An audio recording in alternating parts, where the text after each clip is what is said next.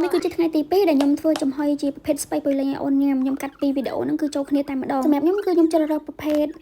ពួកបន្លែឬក៏ផ្លែឈើណាបើចំហុយអូនញ៉ាំមួយមុខសិនក្នុងវ័យគាត់អាយុ5ខែជាងហ្នឹងក្នុងមួយមុខគឺខ្ញុំធ្វើឲ្យគាត់ញ៉ាំ2ថ្ងៃជាប់គ្នាតែម្ដងហើយនេះ process នៃការធ្វើរបស់ខ្ញុំយកស្ពៃពុយលេងមកគុំនឹងមកបន្ទាប់មកគឺខ្ញុំប្រើប្រាស់ជាមួយនឹងសាប៊ូលាងបន្លែអត់ភ្លេចអត់បានហ្មងព្រោះក្មេងពោះវៀនគាត់នៅខ្ចី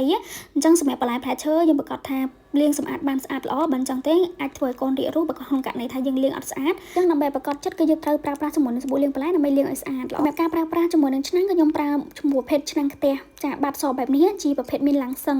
ចំហុយខ្នាតតូចងាយស្រួលធ្វើចុបឲ្យអូនញ៉ាំនិយាយទៅខ្ញុំធ្វើដាច់ដライពីបំឬធំហ្មងហើយសម្រាប់ការចំហុយនេះគឺខ្ញុំចំហុយរយៈពេល8នាទីចាហើយនេះគឺដល់ម៉ោងហើយគឺខ្ញុំចាប់ផ្ដើមយកម៉ាស៊ីននិយាយទៅសេរីថ្មីនេះស្អាតខ្លាំងមែនតើម៉ាក់ចាស្លាប់ក្បិតគេរហូតដល់8ជាប្រភេទសេរីថ្មីកិនម៉ត់ល្អជាប្រភេទកែវរបស់គេចាកែវក្រាស់ល្អហើយមានប្រភេទអាយគេខាងក្រៅនេះចឹងបងចាការពី